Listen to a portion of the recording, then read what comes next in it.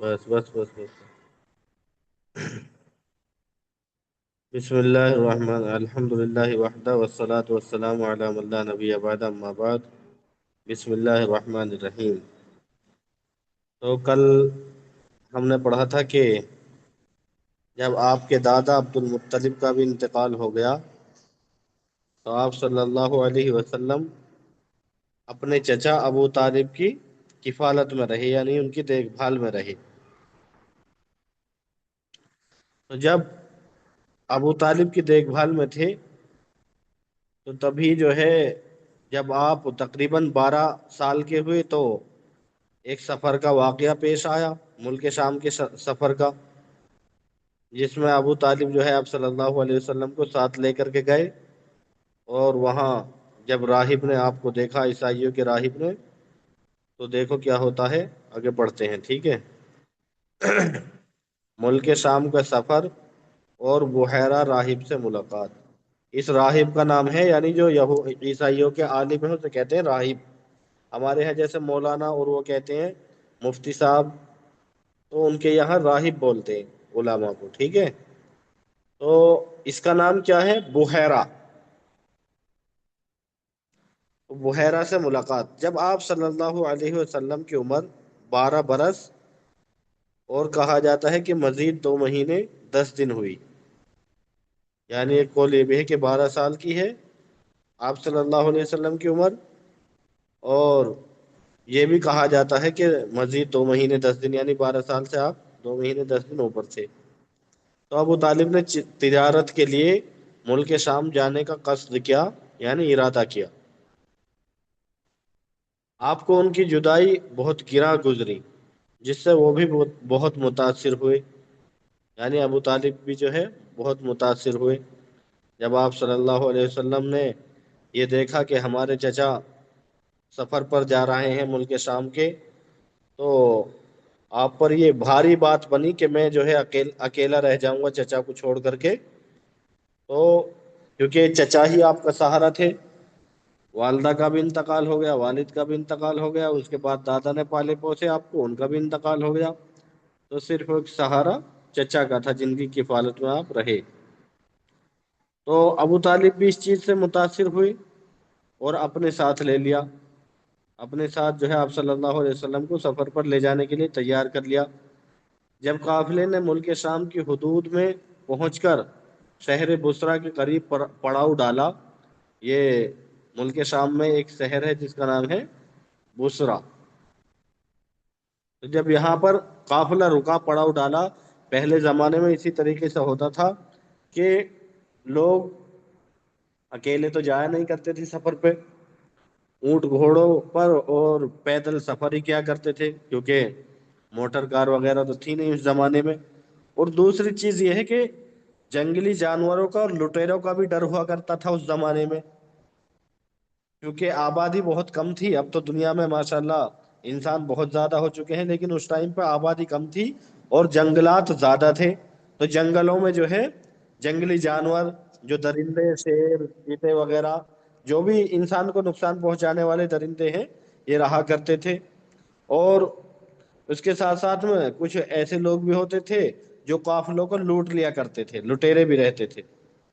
तो इस डर की वजह से कि कहीं हमें कोई लूट ना ले और कोई जंगली जानवर हमको कोई नुकसान ना पहुंचा दे, तो इस वजह से लोग अकेले सफर नहीं किया करते थे, बल्कि बहुत सारे इकट्ठे होकर के और एक काफिला बनकर, काफिला कहते हैं जमात को, तो बहुत सारे इकट्ठे होकर के एक जमात बना करके किसी भी सफर पर तब जाया करते थे।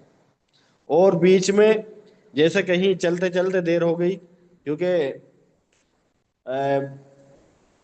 ये ईंट ऊंट और घोड़ों की जो इनके जरिए से सफर किया जाता था, तो ये इतने तेज रफ्तार तो थे नहीं जैसे हम हमें आज के टाइम में ट्रेन या बसें वगैरह बहुत जल्दी कहीं से कहीं पहुंचा देती हैं। तो सफर करने के लिए कई कई दिन भी जो है लग जाया करते थे। जहां पर पहुंचना होता था तो बीच में काफिला आराम करते हुए जाता था। जैसे मिसाल के तौर पे दिन भर चले और कहीं पर रात हो गई तो वहीं पर पड़ाव डाल लिया, अपना खेमा लगा लिया, यानी जो झोपड़ी की शक्ल में होता होगा या जिस तरीके से भी, लेकिन गालिब गुमान यही है कि वो झोपड़ी की शक्ल में होता होगा। तो وہ پڑاؤ ڈال کر کے راستے میں رک جایا کرتے تھے، رات گزار لیا کرتے تھے، پھر جیسے دن شروع ہوتا تو پھر سفر پر چل دیتے تھے۔ تو اس طریقے سے اگر لمبا سفر ہوا کرتا تھا تو رکتے رکتے جایا کرتے تھے۔ تو جب قافلے نے ملک شام کی حدود میں پہنچ کر، یعنی آپ ملک شام کی حدوں کے اندر پہنچ گئے اور شہر بصرہ کے قریب پڑاؤ ڈالا، تو بحیرہ نامی عیسائیوں کا ایک بڑا راہب، جو عیسائیوں کا پادری تھا، عیسائیوں کا علماء تھا، عالم تھا، اپنے گرجے سے نکل کر ان کے پاس آیا۔ گرجا کہتے ہیں عیسائیوں کے عبادت خانے کو، جیسے ہمارے عبادت کی جگہ کیا ہیں؟ مسجدیں ہیں، تو اسی طریقے سے عیسائیوں کے جو عبادت خانے ہوتے ہیں ان کو گرجا کہتے ہیں، گرجا گھر۔ تو راہب جو ہے اپنے گرجے سے نکل کر ان کے پاس آیا اور قافلے کے درمیان سے گزر کر نبی صلی اللہ علیہ وسلم کے پاس پہنچا اور آپ کا ہاتھ پکڑ کر کہنے لگا، یہ دنیا کے سردار ہیں، پروردگار عالم کے رسول ہیں، اللہ انہیں رحمت عالم بنا کر بھیجے گا۔ تو لوگوں نے کہا کہ آپ کو یہ کیسے معلوم ہوا کہ آپ جو یہ کہہ رہے ہو کہ دنیا کے سردار ہیں اور پروردگار عالم کے رسول ہیں، اللہ انہیں رحمت عالم بنائے گا، نبی بنائے گا؟ تو لوگوں نے پوچھا کہ آپ کو یہ بات کیسے معلوم ہوئی؟ تو اس راہب نے کہا کہ تم لوگ جب گھاٹی کے ادھر ظاہر ہوئے، یعنی میں نے تم کو گھاٹی کے اس پار دیکھا، تو کوئی پتھر یا درخت ایسا نہ بچا جو سجدے کے لیے جھک نہ گیا ہو، اور یہ دونوں چیزیں نبی کے علاوہ کسی اور کو سجدہ نہیں کرتی۔ تو اس راہب نے، جب لوگوں نے پوچھا کہ تمہیں کیا نشانی ہے آپ کے پاس، آپ کو کیسے معلوم ہوا کہ یہ نبی بننے والے ہیں، بڑے ہو کر کے نبی بنیں گے، یا یہ دنیا کے سردار ہیں، تو اس نے یہ جواب دیا کہ جب آپ گھاٹی کے اس پار تھے تو کوئی پتھر یا درخت جو ہے ایسا نہیں تھا جو آپ کے لیے جھک نہ رہا ہو، آپ کو تعظیم کے لیے، عزت کے لیے سجدہ نہ کر رہا ہو۔ تو گویا کہ پتہ کیا چلا کہ جو نبی ہوتے ہیں یا نبی ہوتے تھے ان کو جو ہے درخت وغیرہ سجدہ تعظیم کے طور پر، عزت کے طور پر کیا کرتے تھے، جھکا کرتے تھے۔ اور آپ صلی اللہ علیہ وسلم تو ویسے بھی تمام عالم کے نبی ہیں، کیونکہ اللہ رب العالمین نے کسی نبی کو کسی قبیلے کے لیے بھیجا، کسی نبی کو کسی خاندان کے لیے بھیجا، اور کسی نبی کو کسی شہر اور خاص بستی کے لیے بھیجا، لیکن جب آپ صلی اللہ علیہ وسلم کو مبعوث کرنے کی باری آئی تو اللہ رب العالمین نے قرآن کے اندر ارشاد فرما دیا، قُلْ يَا أَيُّهَا النَّاسُ إِنِّي رَسُولُ اللَّهِ إِلَيْكُمْ جَمِيعًا، کہ قُلْ يَا أَيُّهَا النَّاسُ، کہ نبی آپ کہہ دیجئے اے لوگو، یا ایھا الناس انی رسول اللہ الیکم جميعا، کہ میں تم تمام کی طرف، تمام عالم کے لیے جو ہے رسول بنا کر کے بھیجا گیا ہوں۔ اللہ رب العالمین نے مجھے سارے عالم کے لیے رسول بنا کر کے بھیجا ہے۔ اور ظاہر بات ہے جب عالم میں صرف انسان تو رہتے نہیں ہیں، جانور بھی رہتے ہیں، چرندے پرندے بھی رہتے ہیں، اور تمام چیزیں رہتی ہیں، تو اسی طریقے سے آپ جو ہے تمام چیزوں کے نبی تھے، آپ جانوروں کے بھی، انسانوں کے بھی، تمام مخلوقات کے نبی تھے، اور آپ کو اللہ رب العالمین نے تمام کے لیے رحمت عالم بنا کر کے بھیجا، جیسا کہ اللہ رب العالمین نے سورہ انبیاء کے اندر ارشاد فرمایا کہ وَمَا أَرْسَلْنَاكَ إِلَّا رَحْمَةً لِلْعَالَمِينَ، کہ نبی ہم نے آپ کو تمام عالم کے لیے، دونوں جہان کے لیے رحمت بنا کر کے بھیجا ہے۔ تو آپ صلی اللہ علیہ وسلم کے لیے تمام درخت اور پتھر جو ہے سجدے کے لیے جھک گئے۔ تو اس نے دیکھا تو کہا کہ یہ نبی ہیں، اور ان کی علامت اور نشانی ان کے نبی ہونے کی یہ ہے کہ ان کو جو ہے پہاڑ اور درخت سجدہ کر رہے تھے، اور یہ دونوں چیزیں نبی کے علاوہ کسی کو سجدہ نہیں کرتی۔ پھر میں انہیں مہر نبوت سے بھی پہچانتا ہوں۔ اس راہب نے کہا کہ ایک تو یہ نشانی ہے کہ درخت اور پہاڑ ان کو سجدہ کر رہے تھے، اور دوسری یہ ہے کہ میں ان کو مہر نبوت، یعنی مہر جو ہے آپ صلی اللہ علیہ وسلم کے کندھے کے نیچے ایک مہر لگی ہوئی تھی، جس سے آپ کی پہچان تھی کہ یہ اللہ رب العالمین کے نبی ہیں۔ تو ایک نشانی تو یہ ہوگی کہ سجدہ کر رہے، اور نمبر دو کہ انہیں میں مہر نبوت سے بھی پہچانتا ہوں، جو کندھے کے نیچے نرم ہڈی کے پاس سیب کی طرح ہے، اور ہم انہیں اپنی کتابوں میں بھی پاتے ہیں۔ اور تیسری چیز کیا بتائی اس نے کہ ہم انہیں اپنی کتابوں میں بھی پاتے ہیں، یعنی تورات اور انجیل اور زبور جو اللہ رب العالمین نے قرآن کریم سے پہلے نازل فرمائی، ان کتابوں کے اندر اللہ رب العالمین نے آپ صلی اللہ علیہ وسلم کی نشانیاں بتلائیں کہ وہ نبی آئے گا، اس طریقے کا ہوگا، ایسی ایسی صفاتیں ان کے اندر ہوں گی۔ تو یہ تمام جو صفت آپ صلی اللہ علیہ وسلم کے اندر تھی، گویا کہ اللہ رب العالمین نے پہلی ہی آسمانی کتابوں کے اندر ان کو جو ہے عیا کر دیا تھا اور دلیل بنا کر کے بھیج دیا تھا۔ تو اس نے یہ تین باتیں کہیں کہ درخت اور پہاڑ سجدہ کر رہے ہیں اور مہر نبوت ہے، اور تیسری چیز کہ ہم نے اپنی کتابوں میں ان کو پڑھا ہے، ان کو پاتے ہیں ہم اپنی کتابوں کے اندر۔ اور قرآن کریم میں جگہ جگہ اللہ رب العالمین نے فرمایا ہے کہ یہ یہودی اور عیسائی جو ہیں آپ صلی اللہ علیہ وسلم کو جانتے تو ہیں کہ ہاں یہ سچے نبی ہیں، لیکن آپ کو اس لیے نہیں مانتے کہ ان کا کہنا یہ ہے کہ تمام نبی بنی اسرائیل میں سے آئے ہیں۔ یعنی بنی اسرائیل کس کو کہا جاتا ہے؟ حضرت ابراہیم علیہ السلام کے دو بیٹے تھے، اسماعیل علیہ السلام اور اسحاق علیہ السلام۔ تو اسحاق علیہ السلام جو تھے ان کے بیٹے تھے یعقوب علیہ السلام جو حضرت یوسف کے باپ ہیں۔ تو یعقوب علیہ السلام جو تھے ان کا لقب اسرائیل تھا۔ تو ان کی جتنی بھی اولادیں ہوئی اس کے بعد جتنی بھی آپ کی نسل چلی، تو ان کو جو ہے بنی اسرائیل کہا جاتا ہے۔ بنی مانے اولاد، بیٹا، اور اسرائیل مانے اسرائیل یعنی اسرائیل کی اولاد۔ تو اسرائیل جو ہے یہ یعقوب علیہ السلام کا لقب تھا۔ تو ابراہیم علیہ السلام کے دو بیٹے، ایک تو اسماعیل اور ایک اسحاق۔ تو آپ صلی اللہ علیہ وسلم جو ہے حضرت اسماعیل علیہ السلام کی نسل میں سے ہے، نہ کہ حضرت اسحاق علیہ السلام کی، کیونکہ اسحاق علیہ السلام کی نسل میں سے حضرت یعقوب ہے، اور پھر ان کی اولاد بنی اسرائیل ساری ہو گئی۔ تو زیادہ تر جو انبیاء اللہ رب العالمین نے بھیجے، قرآن میں جگہ جگہ پر اللہ رب العالمین نے ارشاد فرمایا یا کہ یا بنی اسرائیل اذکروا نعمتی التی انعمت علیکم وانی فضلتکم علی العالمین، کہ بنی اسرائیل اسرائیل کی اولاد، تم جو ہے اپنے اوپر اس نعمت کو یاد کرو جو ہم نے تمہارے اوپر کی، اور تمہیں جو ہے تمام جہانوں سے افضل بنایا، اور تمہارے اندر انبیاء اور رسول بھیجے، اور اسی طریقے سے تم کو بنی اسرائیل کے لیے اللہ رب العالمین نے آسمان سے کھانا بھی نازل کیا، جس کو من اور سلوہ کہا جاتا ہے۔ اپنے قرآن کے اندر پڑھو گے تو آپ دیکھو گے کہ اللہ رب العالمین نے ان کے لیے آسمان سے کھانا بھی اتارا تھا۔ تو بہرحال یہ یہودی اور عیسائی جو تھے آپ صلی اللہ علیہ وسلم کو، کچھ تو ایسے ہوئے کہ جو مان گئے، آپ کی نشانیاں دے کر ایمان لے آئے، لیکن زیادہ تر ایسے ہوئے کہ انہوں نے جو ہے یہ بغض اور عناد ہوا، انہیں یہ ہٹ درمی ہوئی کہ یہ نبی جو ہے آخری نبی بنی اسرائیل میں سے کیوں نہیں آیا، یہ بنی اسماعیل میں سے کیوں آیا۔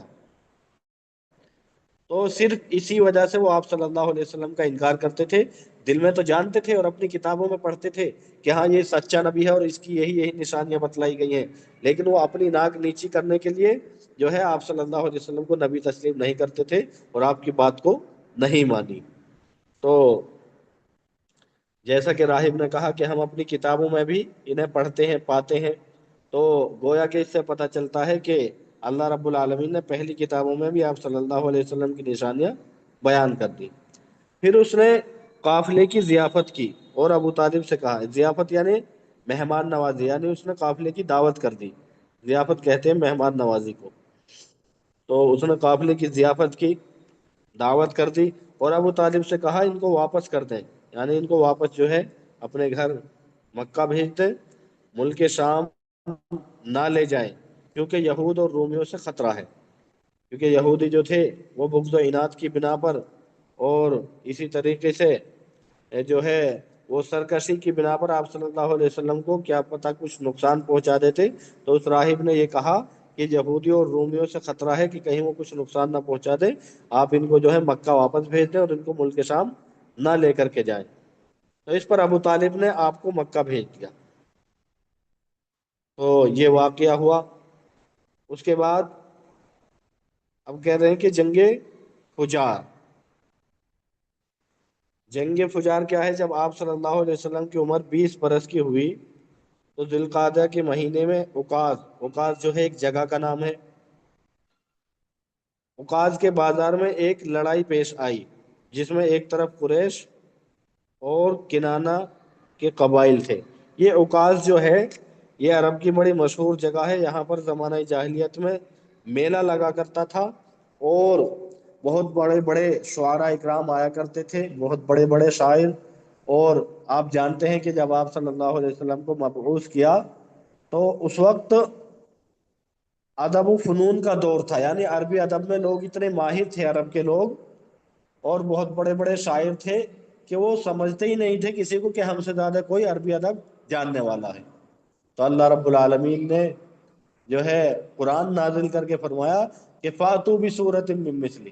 ایک جگہ تو اللہ رب العالمین نے فرمایا کہ 10 آیتیں لے آؤ، اور ایک جگہ کہا کہ کوئی اس جیسی ایک صورت یا ایک آیت بھی بنا کر کے دکھا دو اگر تم اپنے آپ پر فخر کرتے ہو اور اپنے آپ کو بہت بڑا عربی داں سمجھتے ہو، اور اپنے آپ میں جو ہے بڑا تکبر کرتے ہو کہ ہم سے زیادہ عربی جاننے والا کوئی نہیں، تو ایک صورت جو ہے تم بنا کر کے دکھا دو۔ تو اوکاز کا میلہ لگا کرتا تھا، بڑے بڑے شعراء اکرام جو ہے آیا کرتے تھے اور اشعار پڑھا کرتے تھے۔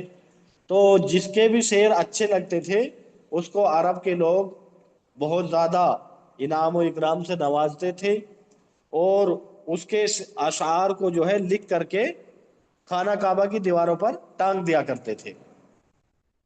تو جس کے بھی یعنی جو بھی شاعر انعام حاصل کرتا تھا شاعری میں، اور اس کے شعر سب سے اچھے لگتے تھے اور اس کے شعروں کا کوئی جواب نہیں دیتا تھا، آپس میں مقابلہ بھی ہوتا تھا، ایک شخص شعر کہتا تھا پھر اس کے جواب میں دوسرا جو ہے اس کا جواب دیتا تھا شعروں کے ذریعے سے۔ تو اس طریقے سے جو ہے اشعار کا آپس میں مقابلہ ہوا کرتا تھا۔ اسی لیے جب خانہ کعبہ پر زمانہ جاہلیت کے شعراء اشعار لٹکا دیا کرتے تھے لکھ کر کے، تو ایک مرتبہ ایسا ہوا کہ پھر جب شعر لٹکا دیا کرتے تھے تو اس کا کوئی جواب دیا کرتا تھا، یعنی شعر لٹکانا یہ تھا کہ چیلنج کرنا تھا پورے عرب کو کہ ہے کوئی جو میرے اشعار کا جواب دے۔ تو ایک مرتبہ ایسا ہوا کہ آپ صلی اللہ علیہ وسلم نے خانہ کعبہ کی دیوار پر لکھ کر کے یہ والی صورت ٹانگ دی، انا اعطیناک الکوثر فصل لربک وانحر ان شانئک هو الابتر۔ تو اب جو ہے عرب کے اندر خلبلی اور ہلچل مچ گئی کہ یہ کیسا شعر ہے۔ تو یہ جو ہے انہوں نے بہت زیادہ غور و فکر کیا، اور قبیلے کے جو بڑے لوگ تھے سردار تھے انہوں نے کہا کہ بھئی ان کا جواب دو۔ تو تمام شعراء جو تھے بڑے بڑے عربی داں انہوں نے جو ہے کچھ ٹائم مانگا، کسی نے ایک رات کا، یا اسی طریقے سے کسی نے 2 دن کا، کسی نے 3 دن کا، اس طریقے سے انہوں نے ٹائم مانگا کہ ہم جو ہے اس کا جواب دے دیں گے۔ لیکن چونکہ یہ تو اللہ رب العالمین کا کلام ہے، یہ کسی انسان کا کلام تھوڑی ہے، اور کہاں تو اللہ رب العالمین کا علم و حکمت، اور کہاں بندے جو بالکل اس کے سامنے ذلیل اور کسی کوئی اوقات ہی نہیں رکھتے ہیں اللہ رب العالمین کے مقابلے میں بندے۔ تو جب یہ صورت اللہ کے نبی صلی اللہ علیہ وسلم نے خانہ کعبہ کی دیوار پر ٹانگ دی تو تمام شعراء جو ہے عاجز آ گئے اس کا جواب دینے سے، اور ایک بات کا جو ہے ان پر بڑا ایک بات نے ان کو بڑے حیرت میں ڈالا۔ وہ کیا بات تھی؟ وہ یہ تھی کہ انا آتینا کل کوثر ایک آیت ہو گئی، فصلی لربک وانحر 2 آیت ہو گئی، ان شانئک هو الابتر 3 آیت ہو گئی۔ تو انہوں نے جو ہے انہیں یہ گرا گزرا اور ان کی عقل یہاں آ کر کے عاجز آ گئی کہ شعر جو ہوا کرتا ہے وہ تو 4 لائنوں کا ہوتا ہے، یا تو 2 کا ہوتا ہے یا 4 کا، یعنی جوڑا جوڑا ہوتا ہے، اور یہ تو 3 لائنوں کا ہے، یہ کیسا شعر ہے؟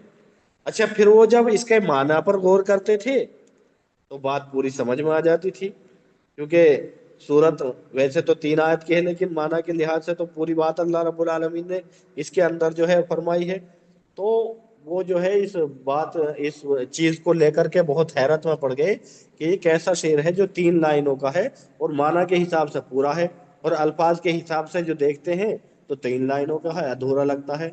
تو بہرحال جب انہوں نے بہت زیادہ کوششیں کی اور انہوں نے رات میں سوچا اور اس کے اوپر شعر بنانے کا جو ہے بہت زیادہ کوشش کی کہ ہم جو ہے اس کا جواب دیں گے، تو آخر میں کیا ہوا کہ ایک شاعر نے اس آیت کے نیچے، اس سورت کے نیچے جا کر کے یہ لکھ دیا ما ھذا کلام البشر، ما ھذا کلام البشر، یعنی یہ کسی انسان کا قول نہیں ہو سکتا۔ تو اللہ رب العالمین نے اس طریقے سے جو وہ عربی داں بنتے تھے اور اپنے آپے میں بہت زیادہ فخر اور غرور اور تکبر کیا کرتے تھے، تو اللہ رب العالمین نے جو ہے ان کو جو ہے عاجز کیا اور کہا کہ یہ کسی انسان کا قول نہیں بلکہ اللہ رب العالمین کا قول ہے، گویا کہ تم اس کی طرف ایمان لے کر کے آؤ۔ تو یہ واقعہ ہوا کرتا تھا، اوقاز کے اندر میلہ لگا کرتا تھا۔ تو اوقاز کے بازار میں ایک لڑائی پیش آئی، جس میں ایک طرف قریش اور کنانہ کے قبائل تھے اور دوسری طرف قیس اور غیلان کے قبائل۔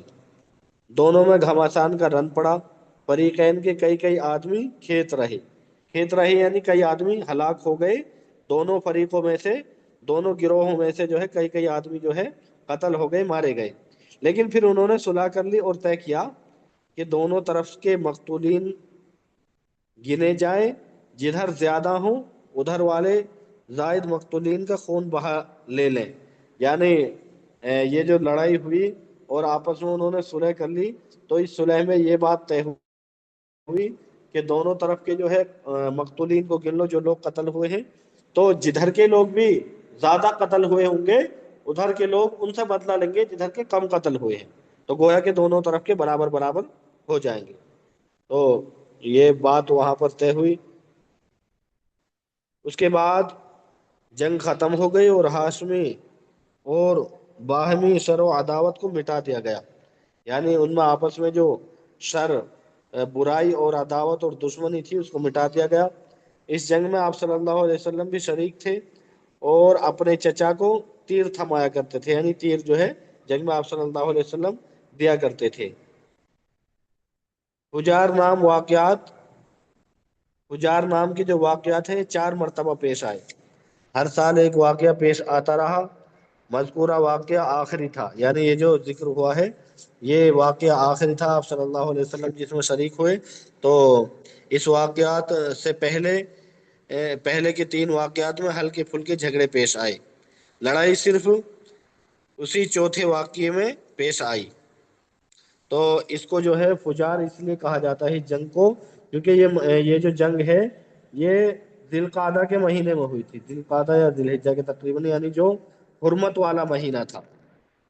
اللہ رب العالمین نے قرآن کے اندر فرمایا نا کہ ان عدت الشہور عند اللہ اثنا عشر شہرا فی کتاب اللہ یوم خلق السماوات والارض منها اربعۃ حرم، کہ اللہ رب العالمین کے نزدیک مہینوں کی گنتی 12 ہے، اسی دن سے جس دن سے اللہ رب العالمین نے آسمان اور زمین کو پیدا کیا۔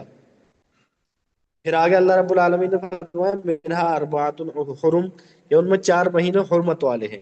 حرمت سے مراد یعنی جن کی تعظیم کی جائے، جن کا ادب کیا جائے۔ تو اللہ رب العالمین نے آگے فرمایا فلا تظلموا فیہن انفسکم، ان میں تم جنگ و جدال نہ کرو، اپنے آپ پر ظلم نہ کیا کرو۔ تو یہ 4 مہینے جو ہیں یہ ان کو جو ہے قرآن نے تو نہیں بتایا کہ یہ 4 مہینے کون سے ہیں، لیکن آپ صلی اللہ علیہ وسلم نے احادیث کے اندر ان کی تعیین فرمائی اور کہا کہ 3 تو پیدر پہ ہیں، ذی القعدہ، ذی الحجہ اور محرم، یعنی یہ جو ہے عربی مہینے ہیں۔ عربی مہینے کون کون سے ہیں آپ سب کو ان کے نام یاد ہونے چاہیے، اگر کسی کو یاد نہیں ہے تو یاد کر کے آنا۔ وہ عربی مہینے 12 مہینے اس طریقے سے ہیں، میں آپ کو نام بتا دیتا ہوں پھر آپ جو ہے یاد کر کے آنا۔ محرم، سفر، ربیع الاول، ربیع الثانی، جمادی الاول، جمادی الثانی، رجب، شعبان، رمضان، ذی القعدہ، ذی الحجہ۔ یاد ہے کسی کو یہ مہینے؟ ہاں بھی بچوں، کسی کو یاد ہے یہ عربی مہینے؟ بتائیں مائک کھول کر کے اپنا۔ جی ہاں شیخ الحمد للہ۔ یاد ہے الحمدللہ۔ جی الحمد للہ۔ اچھی بات ہے، جن کو یاد نہیں ہے تو وہ یاد کر لینا۔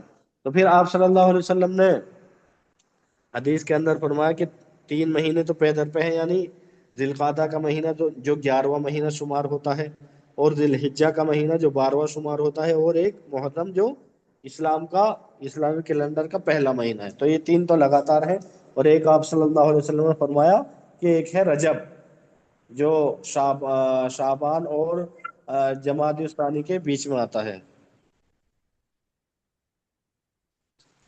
تو یہ 4 مہینے حرمت والے اللہ رب العالمین نے فرمایا. اور یہ مہینے ایسے تھے کہ زمانہ ہاں جاہلیت کے جو لوگ تھے نا، عرب کفار و مشرکین، وہ بھی ان کا پاس و لحاظ رکھا کرتے تھے، اور وہ بھی ان میں جنگ و جدال نہیں کیا کرتے تھے، اور ان کے اندر جو ہے وہ جنگ سے رک جایا کرتے تھے. البتہ یہ بات واضح رہے کہ وہ بعض مرتبہ ایسے بھی کرتے تھے کہ اگر انہیں جنگ کرنا ہوتی تو وہ مہینوں کو آگے پیچھے کر لیا کرتے تھے. جیسے مثال کے طور پر محرم کا مہینہ آ رہا، تو وہ یہ کہہ دیتے تھے کہ اس مہینے کو ہم محرم کا نہیں مانیں گے بلکہ اس کو سفر کا مہینہ مان لیں گے، اور اس کے بعد والے کو جو سفر کا مہینہ ہوگا اس کو محرم مان لیں گے.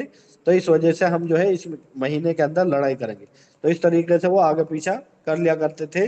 لیکن بہرحال یہ 4 مہینوں کا جو ہے پاس و لحاظ کیا کرتے تھے. اللہ رب العالمین نے قرآن کے اندر بھی کہا کہ یہ حرمت والے مہینے ہیں، اور یہ جیسے ہی کہ آج یہ محرم کا مہینہ چل رہا ہے، تو ان مہینوں کے اندر اگر کوئی شخص گناہ کرتا ہے، ویسے تو عام دنوں کے اندر بھی گناہ کرنا غلط بات ہے، اور اللہ رب العالمین کے یہاں یہ جو ہے یہ قابل وہ نہیں ہے، یعنی بہت ویسی بات ہے جس پر اللہ رب العالمین عذاب دے گا کوئی بھی گناہ ہو اسی گناہ کے حساب سے. لیکن یہ 4 مہینے جو ہیں ان کے اندر اللہ رب العالمین نے خاص طور سے گناہ کرنے کے لیے منع فرمایا، اور کہا کہ فَلَا تَظْلِمُوا فِيهِنَّ أَنفُسَكُمْ، اپنے آپ پر جو ہے تم ظلم نہ کیا کرو ان 4 مہینوں کے اندر. اور ان 4 مہینوں کے اندر جو کوئی شخص نیک اعمال کرتا ہے تو آپ صلی اللہ علیہ وسلم کی احادیث کے اندر موجود ہے کہ اللہ رب العالمین اس کو بڑھا چڑھا کر کے اس نیکی کا ثواب عطا فرماتا ہے. اور اسی طریقے سے اگر کوئی گناہ کرتا ہے تو گناہ کا بھی جو ہے اس کا ڈبل گناہ، یعنی بڑھا چڑھا کر کے اللہ رب العالمین گناہ اس کو دیتا ہے، اس کو گناہ ملتا ہے، اور ثواب بھی جو ہے بڑھا چڑھا کر کے ملتا ہے. تو بہرحال ان مہینوں میں جو ہے رکا جائے گناہ کے کاموں سے، اور زیادہ سے زیادہ نیکی کی جائے اللہ رب العالمین کا تقرب حاصل کرنے کے لیے، اور اللہ رب العالمین کو خوش اور راضی کرنے کے لیے. تو اس مہینے کے اندر جو ہے یہ واقعہ پیش آیا، اسی وجہ سے اس کو جنگ فجار کہا جاتا ہے. اب اس کے بعد ہے حلف الفضول. حلف فضول اس کو جو ہے انشاءاللہ کل پڑھیں گے. آپ کو اگر کوئی سوال کرنا ہے تو آپ کر لیں، ٹھیک ہے. اور جیسا کہ میں نے بتایا کہ یہ جو نسب نامہ ہے آپ صلی اللہ علیہ وسلم کا، یہ آپ سبھی یاد کر کے لائیں. 3 دن کی آپ کے بیچ میں چھٹی ہے، آپ کو انشاءاللہ سوموار کو آپ سے سنا جائے گا. تو فرمائے اگر کسی کو کوئی سوال کرنا ہو. شیخ یہ شہر کا نام بصرہ یا بصرہ؟ یہ اس میں تو بسرا لکھا ہوا، پیش لگا ہوا ہے.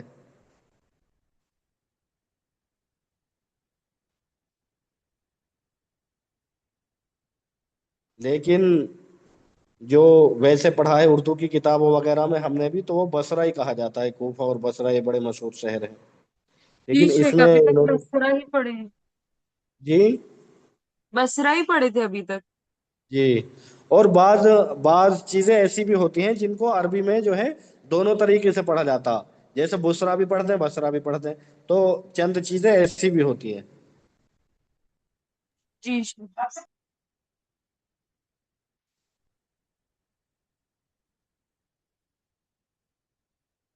اور شیخ یہ جو جنگ فجار ہے، فجار ورڈ کا میننگ کیا ہے؟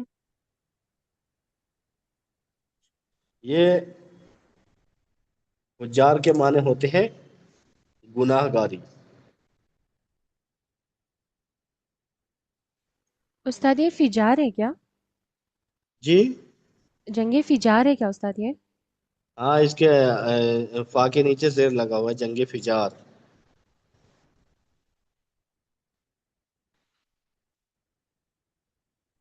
السلام علیکم ورحمۃ اللہ وبرکاتہ.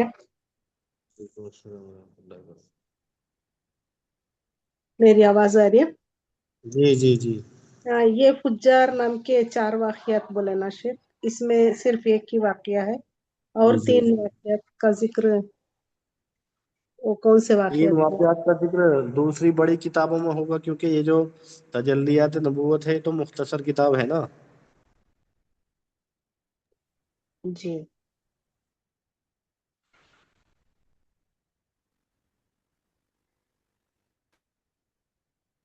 یا یہ بھی ہو سکتا ہے استاد کہ اس میں آپ صلی اللہ علیہ وسلم شریک تھے اور اس وجہ سے یہاں پر ذکر کیا گیا؟ یہ بھی ہے، اور دوسری بات یہ بھی ہے کہ اس میں بتایا جیسا کہ پہلے جو 3 واقعے ہوئے وہ ہلکے پھلکے ہی تھے، لیکن اس میں جو ہے زیادہ بڑی لڑائی اور جھگڑا پیش آئے، تو اس وجہ سے اس کو ذکر کر دیا۔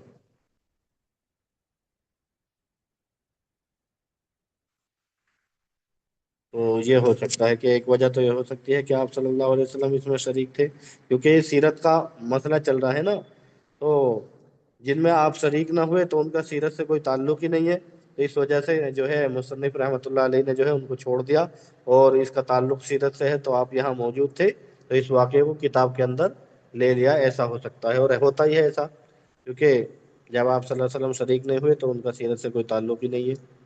یہاں پر تاریخ بیان کرنا مراد نہیں ہے، کیونکہ یہاں پر تو آپ صلی اللہ علیہ وسلم کی سیرت بیان کرنا مراد ہے، تو اس وجہ سے آپ صلی اللہ علیہ وسلم شریک رہے، تو اس لیے اس میں ذکر کر دیا، ایسا ہو سکتا ہے۔ ٹھیک ہے۔